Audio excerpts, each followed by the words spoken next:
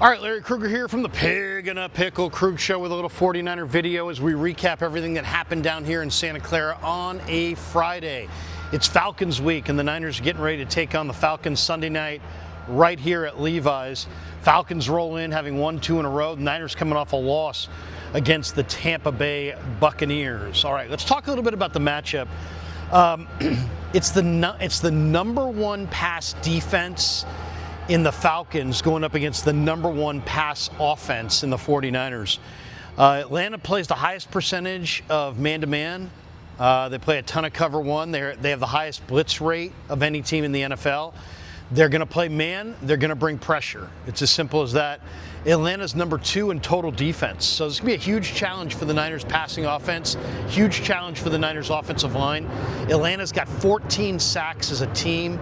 10 different players have come up with those 14 sacks.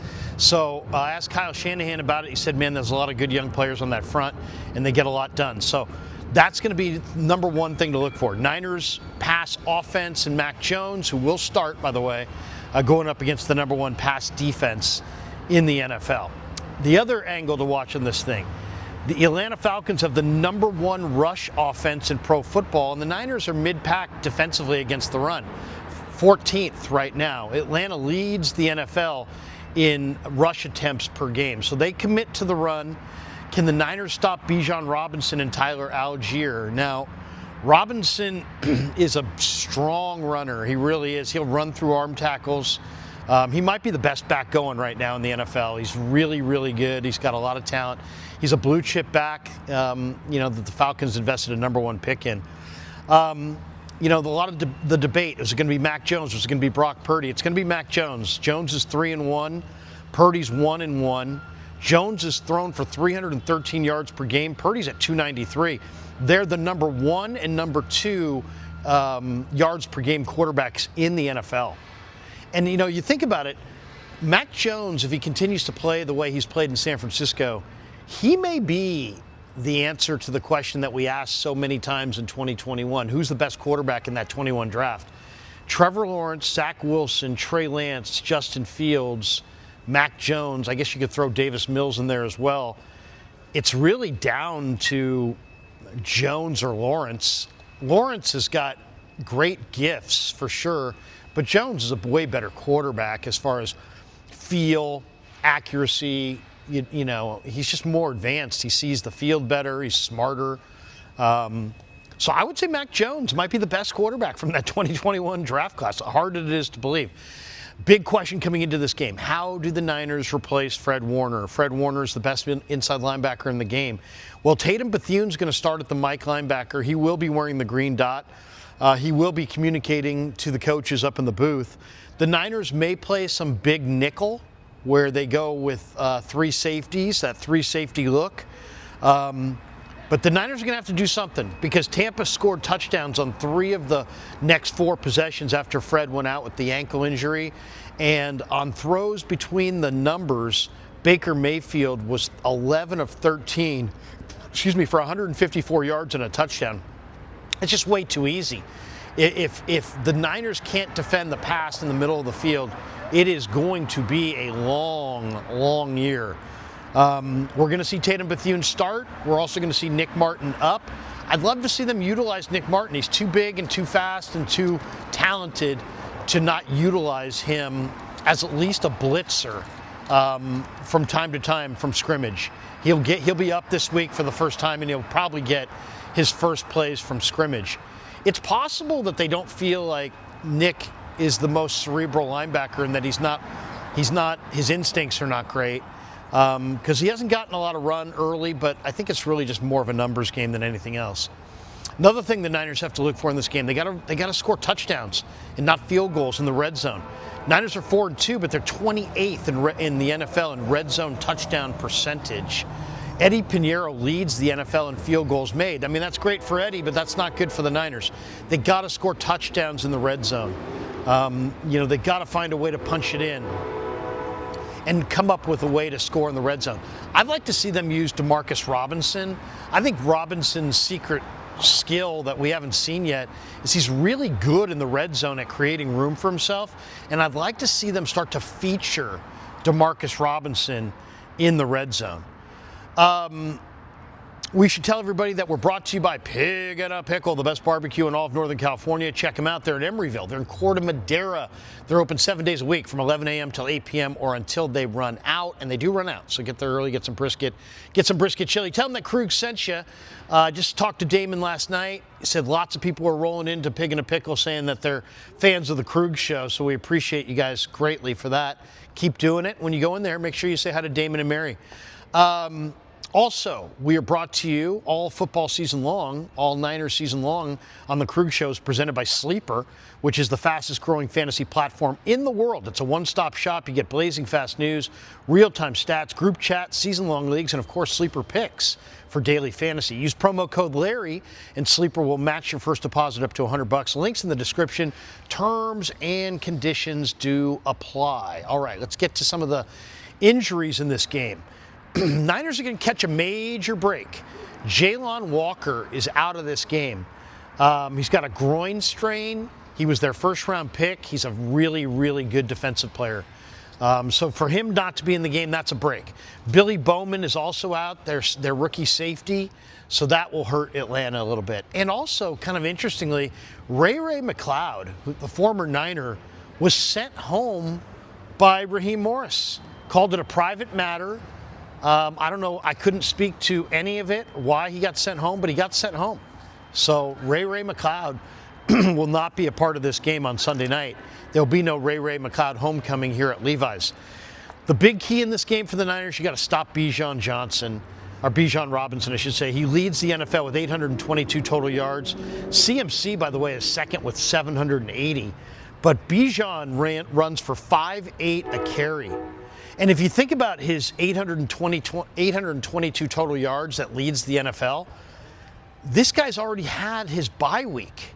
So he's played one fewer game than the rest of the backs in the league for the most part, and he's still leading the league in total yards. I mean, think about that for a second. Everybody else has played 6 games. This guy's played 5, and you know, it's amazing. I mean, this is crazy. They've already had their bye week, and he still leads the NFL with 822 total yards. The Niners need to run the ball in this game. I mean, Atlanta's mid-pack against the run. They don't have great run defense. Christian McCaffrey's career average is 4.6 a carry. He's averaging 3.1 yards per carry. That can't continue. The Niners, if they're going to have success in the second half of the year and go to the playoffs, they're going to have to start running the ball. Atlanta allows 114 yards per game rushing. You got George Kittle back, and he says he plans to return against the Falcons. It might be now or never. I mean, the Niners have to start running the ball. I mean, it's just as simple as that. All right, today at practice, Ricky Pearsall did not practice. He was out with the knee injury. Marquez Valdez-Scantling out with the calf injury. In fact, the Niners placed Valdez-Scantling on the IR, so he's now out for sure. Yatir Gross-Matos also was out. The one that really, and obviously Fred Warner's out, the Niners have yet to place Fred on IR. They're going to give a roster spot this weekend to George Kittle. They're going to give a roster spot most likely to Kevin Givens. Givens has the pec injury. Will he or won't he be called off the injured reserve tomorrow? He could be, and that could be why they're creating a roster spot. Sky Moore was limited today. But he did practice. Jordan Watkins also practiced.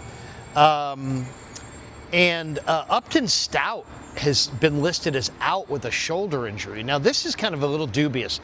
This kind of came up out of nowhere, so it makes me wonder if the Niners are not particularly pleased with Upton Stout and the coverage that he's playing in the middle of the field. The middle of the field was wide open, as I just described earlier, and maybe some of that was on Upton Stout. I think you may see Demo Lenore in the Niners' desire to get their 3 best corners on the field. You may see Demo Lenore play in the slot and Renardo Green and somebody else play on the perimeter, and they may go to Darrell Luter. Kyle was asked about Darrell Luter at the presser today, and he said he had his best week yet of practice. So, you know, Luter's a big-bodied guy. Maybe they feel like they need some bigger bodies in the middle of the field. Lenore's a tremendous slot corner. Kyle was asked, could he go back there? And he said he could always go back there. He's really good at it. So look for that on Sunday. Maybe Upton Stout sitting, and Darrell Luter may get the start opposite Renardo Green outside with Lenore in the slot. It's something to really watch for. It could be, and I'll say this, if you watch this Falcons team, the one thing that's really noticeable, they love to go to Drake London out of the slot in the quick game. So they like to go to Drake London within 5 to 10 yards of the line of scrimmage, out of the slot in the quick game, right around the line of scrimmage. And London is a big basketball player build. He's a big 6'4" receiver, long arms. He's big. And he can jump. So they may just be looking at that going, we need to put a bigger body than Upton Stout on Drake London, especially if they feel like London's going to toast Stout out of that slot, especially if they feel like he's just going to shield him off the line of scrimmage and make some plays in the quick game. That could be what they're thinking. It's not a great matchup size-wise for Upton Stout going up against a guy like Drake London. So maybe the Niners are going to go with Demo in the slot and go with the bigger corner and Luter on the outside. Look for that on Sunday. Dom Pooney practiced today. Brock Purdy practiced today. But Purdy's out for the week. He was listed as out. Shanahan said he's out for the game. Renardo Green with the neck. He practiced today. Kalia Davis with the hand. C.J. West with the thumb. Kevin Givens with the pec. They all practice. Givens, as I said, may get the elevation off of not the elevation, but the activation off the injured reserve before Sunday. And one other note, Fred Warner and his wife Sydney, who have a baby boy right now, and there were some pictures this week of Fred hanging out at the house with his little guy. Well, they announced they're having a baby girl. So way to go to the Warners and Fred and his wife Sydney and their blossoming young family. So congratulations to Fred. I'll say this as a father of 3 sons and a daughter, there's nothing quite like being a girl's dad. There's nothing quite like having a daughter. It's really extra special. So anyway, congratulations to Fred. And by the way, I put out a question today on X. I said, who is the most underrated 49er of all time? And I'm going with Michael Carter, the nose guard from the 80s. He was the best nose guard of his era, most unstoppable A-gap defender I've ever seen. Teams didn't even try to run in the A-gap. Even when Michael Carter was old, Jimmy Johnson and the Cowboys couldn't run in the A-gap with Emmitt Smith in the '92 NFC Championship game, trying to put the game on ice. Michael Carter said, no, you will not. You will settle for the field goal. So I'm going to say most underrated Niner of all time. I'm going Michael Carter. But let me know in the comments below what you think of the video and what you think of who is your nomination for the most underrated 49er of all time. All right, thanks to Pig and a Pickle for being the title sponsor of the Krug Show. Thanks to Sleeper for sponsoring this video. And thanks to all of you guys for supporting the Krug Show on YouTube.